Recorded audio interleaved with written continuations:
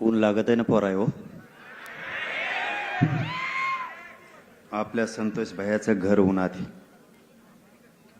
आपल्याला न्याय दिवस तर ऊन वारा पाऊस सहन करायचा, डगायचं नाही. स्वर्गीय संतोष भैया देशमुख यांना विनम्र अभिवादन करतो. सोमनाथजी सूर्यवंशी यांनाही विनम्र अभिवादन करतो. मी सगळेच बोलले त्यामुळं जास्तीचं बोलत नाही. माझी तब्येत पण खराब आहे, परंतु माझ्या वेदनेपेक्षा संतोष भैयाच्या कुटुंबाच्या वेदना ह्या माझ्यासाठी जास्त महत्त्वाच्या आहेत. म्हणून आपण समाजासोबत राहिलं पाहिजे. मानपान सोडून आपण लढलं पाहिजे, समाजासोबत उभं राहिलं पाहिजे. म्हणून प्रत्येक मोर्चात मला जसं जसं जमाल तसं तसं चालतो आणि येतोय. संतोष भैयाच्या बद्दल आज एक माहिती आली की सगळ्या आरोपींवरती मोका लागलाय. पण जर खंडणीतल्या आरोपींवर मोका लागला नसला तर हा मोका आम्हाला मान्य नाही. जितके आरोपी आहेत त्या सगळ्या आरोपींवरती मोका आणि जे खंडणीतले आरोपी आहेत, जे खुनातले आहेत, हे दोन्ही एकच. हे वेगळे नाही आहेत. यांना सगळ्यांना 302 मध्ये घेतलं पाहिजे. पुन्हा पुन्हा एकदा मुख्यमंत्र्याला धाराशिवच्या नगरीतून सांगतो, सगळ्यांना 302 मध्ये घ्या. यातला एकही आरोपी सुटला नाही पाहिजे.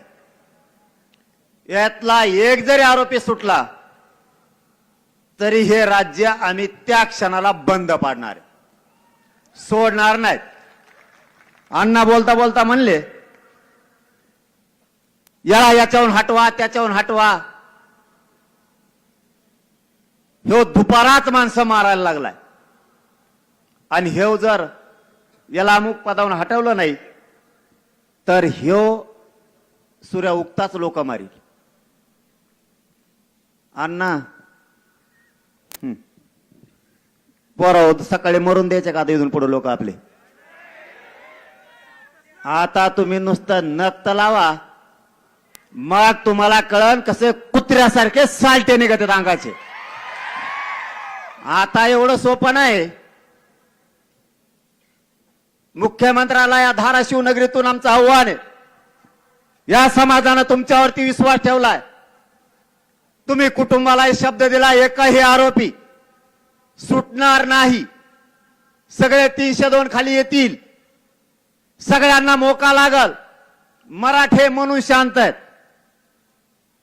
परभणीतल्या सोमनाथ सूर्यवंशीला सुद्धा न्याय मिळाला पाहिजे.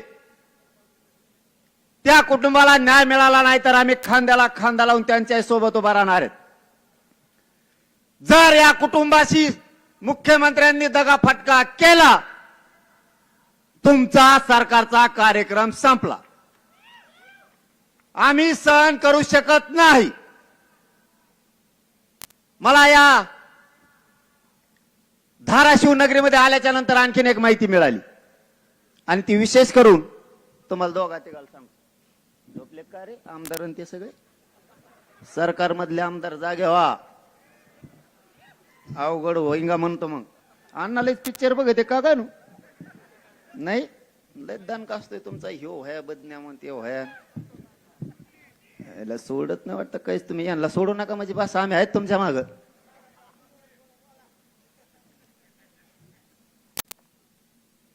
ओम दादा तुम्हालाही सांगतो, कैलास पाटील दादा तुम्हालाही सांगतो आणि राणा दादा तुम्हालाही सांगतो, स्वामी साहेब तुम्हाला ही सांगतो. आणखी कोण राहिलं आमदार? तुम्हाला चौघाला आधी सांगतो. ते संदीप भैयात हालत नाही रे. ते जात हेत काही नाही, लय ओरिजिनल पिल्लो लागलंय ते. हे काम सांगायचंय म्हणून चौघाचं नाव घेतलंय. तुम्हाला वाटलं शेष धरलं होय मी? आणि नाव सांगा शेत धरल्यावर मग इथंच राहत व्हायची मला एका थोडे बसले का काय का ते जाणण्यासारखं पाहिजे. फक्त कुटुंब व्यासपीठावर, बाकी सगळे खाली. ज्याला बोलायचं त्याने वर यायचं, बोलायचं आणि पुन्हा खाली जायचं. ते एकदम सोपं. जालन्याला काल होतं ना, काय वर तरी कुठं बसून न्याय देता आला पाहिजे. सगळ्यात मागच्या कडेला जरी राहिला ना माणूस तरी जनतेच्या मनात बसायला लागतं. समाज सोडत नाही. व्यासपीठाची त्याची काय गरज आहे. काल जालन्यात होते चांगली प्रथा, फक्त कुटुंब होतं व्यासपीठावर, बाकी कोण नाही. सगळे खाली बस दनादन. चांगली प्रथा ती राज्यात पडली पाहिजे. फक्त कुटुंबाने बोलायचं. ती प्रथा घेतली पाहिजे सगळ्यांनी. चौघा बांधवांना मी जे नाव आत्ता घेतलं यांना सांगतो, तुमच्या धाराशिव मध्ये आणि मुख्यमंत्री साहेब तुम्हालाही सांगतो, या 4 जणांसह 5वे म्हणजे मुख्यमंत्री. या धाराशिव नगरीत पोलीस अधिकारी यांच्या 3 वर्षाच्या मुलीवर बलात्कार झालाय. मुख्यमंत्री साहेब तुम्ही जागे आहेत काय? एका पोलीस अधिकाऱ्याच्या 3 वर्षाच्या लेकीवर जर बलात्कार होणार असला तर गृहमंत्री आणि मुख्यमंत्री म्हणून तुमचं थू करतोय आम्ही. अरे या नीच विचाराच्या लोकांना तुम्ही पोचता कसे?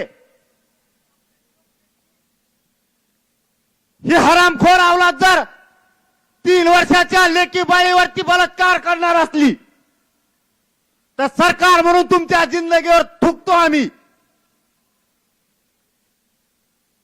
त्या लेकरानं सहन कसं केलं असेल? त्या बलात्कार करणाऱ्याच्या पोराला, त्याच्या आईला आणि बापाला अटक का नाही केलं? एसपी साहेब इथं असले तर माझे हात जोडून विनंती आहे. मी आणखीन या मॅटर मध्ये हात घातला नाही. मी जर धाराशिव मध्ये घुसलो तर बलात्कार करणाऱ्याला सोडणार नाही. त्याच्या आई बापाला अटक करा. मुख्यमंत्री साहेब ते प्रकरण फास्ट ट्रॅक कोर्टात चालवा. त्यांना सरकारी वकील द्या. त्याचे नमुने हे संभाजीनगरच्या लॅबला गेलेत. त्या कुटुंबाला भीती आहे. तिथले अधिकारी त्याच्यात काही फेरफार करतायत का, बदल करतायत का? नमुन्यात बदल झाला नाही पाहिजे. याला जन्मठेप होईपर्यंत सुटता कामा नाही. मी आणखीन तरी धमकी दिलेली नाही आणि मी ज्यावेळेस देतो त्यावेळेस मागे सरकत नाही. या 3 वर्षाच्या लेकराला न्याय मिळाला पाहिजे आणि ही जबाबदारी आज सरकार पक्षातले 2 आमदार आहेत, राणादादा आणि स्वामी साहेब, सत्ता पक्षातलेच आहेत ना. सगळे पडेलच बाजू आहे. ओम दादा आणि कैलास दादा तुम्ही लागा माग. तुम्ही सरकार पक्षातले तर राणादादा, त्या लेकीला न्याय मिळाला पाहिजे. हे जर सुटले तर तुमच्या चौघाच्या मागे लागा ना. मी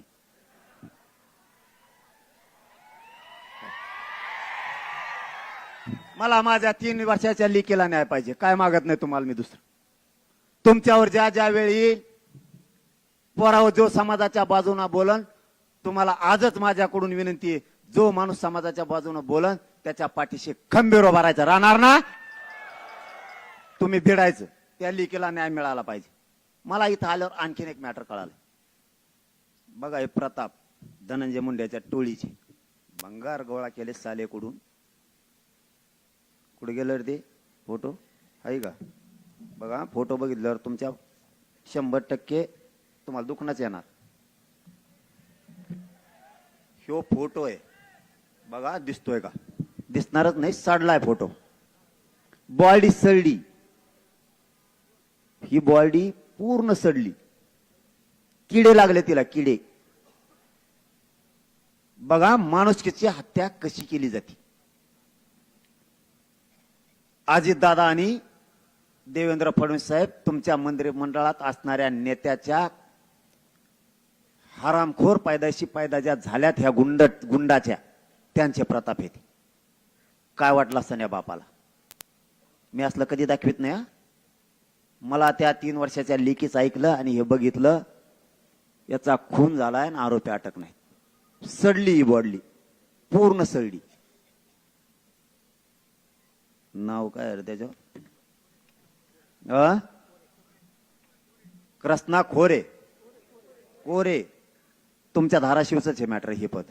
बघा ही बॉडी. गृहमंत्री आहेत का झोपले? हे बघा प्रताप तुमच्या पक्षातल्या संविधानाच्या पदावर बसलेल्या माणसांच्या कार्यकर्त्याचे प्रताप. हे जरा व्यासपीठावरच्या नेत्याला दाखवा.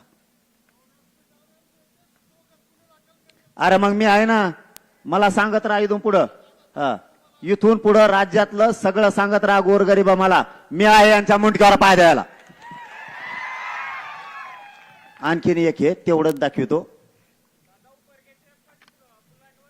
तुम्ही आंतरवालीला सगळं गाभाळ आणून द्या. 25 तारखेच्या नंतर कार्यक्रमच लावतो मी यांचा सगळ्याचा. आता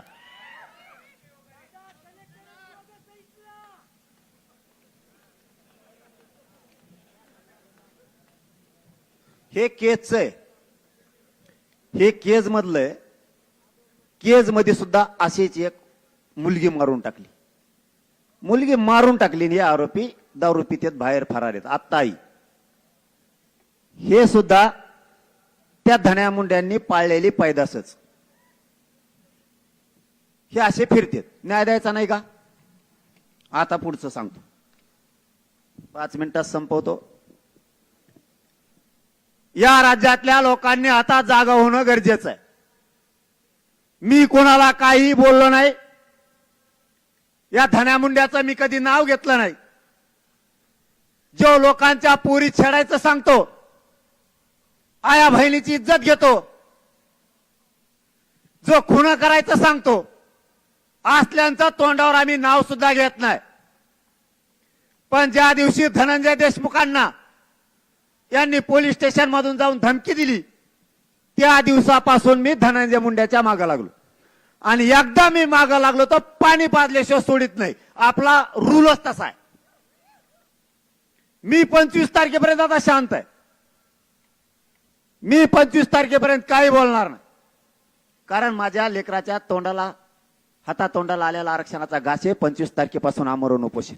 एकदा उपोषण झालं ना आरक्षण मिळालं, याचं परळीपासून मुंबईपर्यंत सगळं काढतो. कुंकडून कसा सुटतो आणि कसा काय होतो ते मी बघणार आहे. कारण त्याला मी सांगितलं तू माझ्या नादाला लागू नको. आता लागला. यांनी टोळ्या पाळल्यात. ह्या जमिनी हडपायला लागले, घर हडपायला लागले. यांना जात कळत नाही. त्या पिठी नायगोला धनगराचं पोरग तळ्यात मारून टाकलं. बंगाली पिंपळ्या सुद्धा महारनोरचं पोरगा मारून टाकला. यांनी फक्त लोक मारायचं ठरवलं. यांना जातीशी घेणं देणं नाही. कोणत्या ओबीसीची भूक लागली तुम्हाला? ओबीसी ओबीसी करून तुम्ही किती दिवस लोकांचे मुर्दे पाडणार आहेत? मी या मराठ्यांना जाहीरपणानं सांगतो, शांत राहा. पण आता यापुढे धड बना. कोणावरती हल्ला करायची गरज नाही. पण प्रत्युत्तर दिल्याशिवाय आता शांत बसायचं नाही. कुटुंब जगवावं लागणार आहे. स्वतःच्या कुटुंबाचं तुम्हाला रक्षण करावं लागणार आहे. तुमच्या गल्लीचं रक्षण तुम्हाला करावं लागणार आहे. तुमच्या गावचं रक्षण तुम्हाला करावं लागणार आहे. तुमचा समाज तुम्हाला जिवंत ठेवावं लागणार आहे. गाफील राहू नका. एकमेकाला साथ द्यायचं शिका. कुठलंही संकट आलं त्याला यापुढे सामोरं जायचंय. आपण अगोदर वाट जायचं नाही. पण जर यापुढे वाटा गेले, उत्तर जशाला तसाच द्यायचं. माग हटायचं नाही. मुर्दे पडतील. आपल्या लेकीबाळी संपतील. किती दिवस आपण मुक्यावर बसणार आहेत?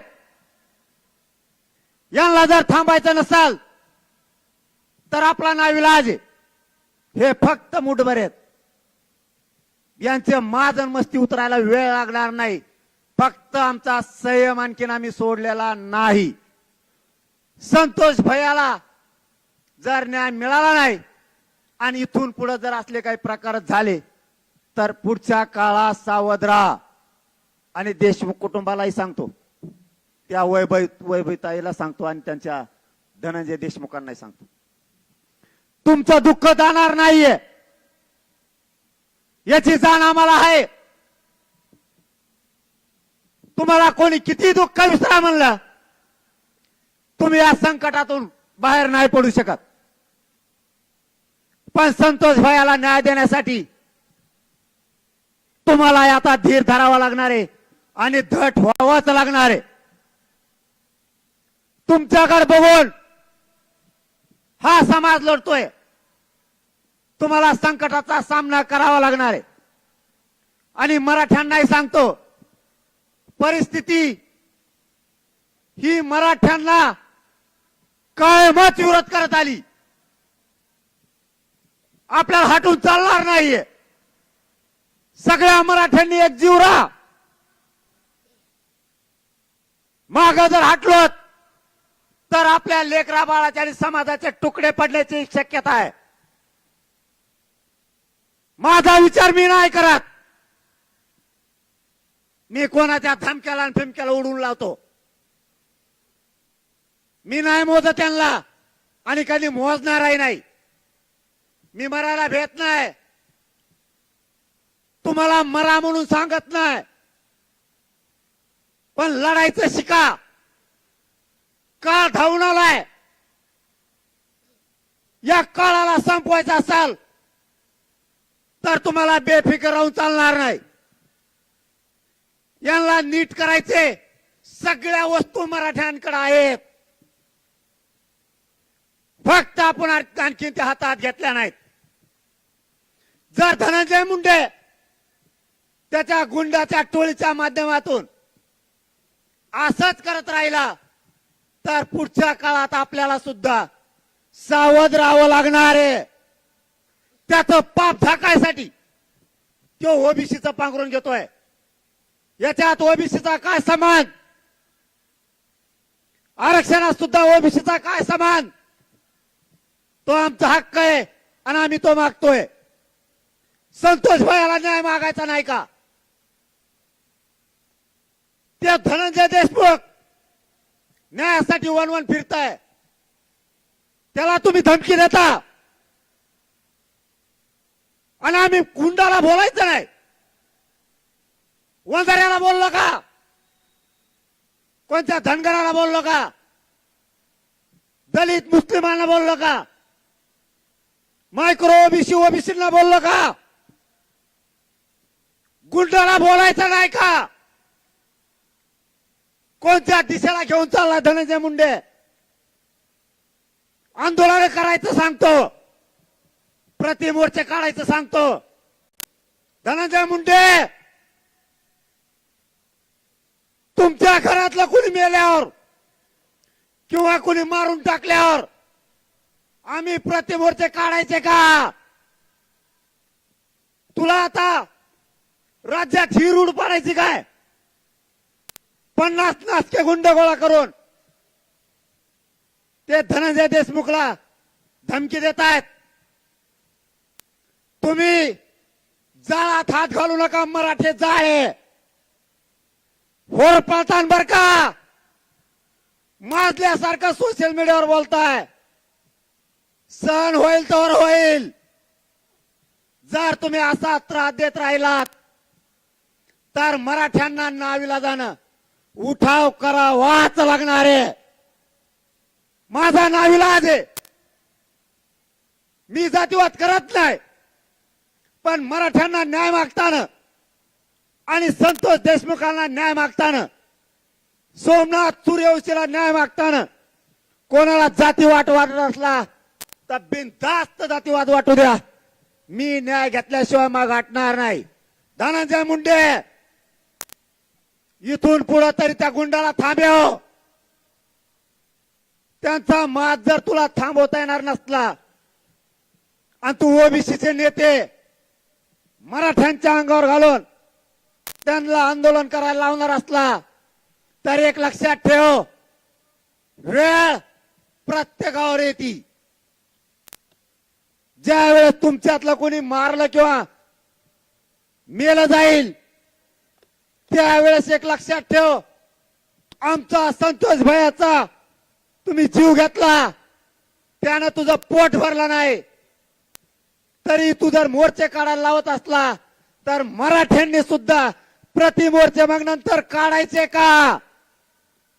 तुम्ही जर आरोपीच्या पाठीशी उभा राहिलात तर पुढच्या काळात मराठ्यांच्याही जर एखाद्याकडून काय घडलं तर आरोपीच्या पाठीशी उभा राहायचं का? तू ही रूढ पाडू नको. मराठ्यांना जाहीर सांगतो, पुढच्या काळात सावध राहा, बेसावध राहू नका. काळ धावून आलाय, काळाला परतून लावायला लागताय. हे लोक मस्तीत आणि मगरुरीत पैशाचं वागायला लागलेत. यांना ठाव ठिकाणा राहिला नाही. मस्तीचे त्यांची सगळी जात संपायला लागलेत. या जातीची जिल्ह्यात त्या पत होती, यांच्या हाताने यांच्या माधुर्यपणामुळं यांनी यांची पत कमी करून घेतली. आपला नाविलाज आहे. असाच जर काळ राहिला तर या काळाशी संघर्ष करून आपल्याला परतावं लागणार आहे. या काळाला मी तर भेट नाही. या समाजाच्या पायावरती आपण या अगोदर जीव अर्पण केलाय. भेटतो कोणाला?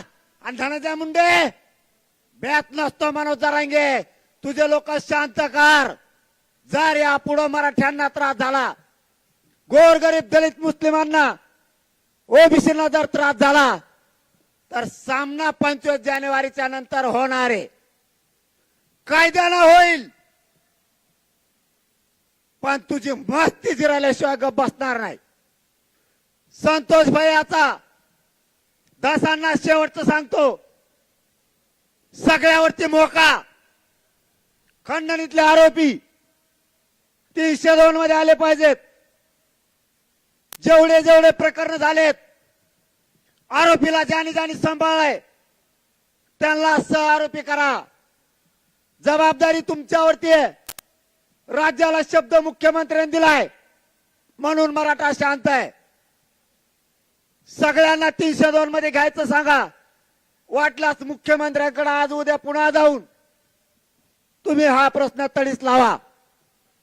पुन्हा एकदा धनंजय मुंडेला सांगतो, टोळी थांबव. लाभार्थी टोळीनं अन्याय चालवला, थांबव तिला.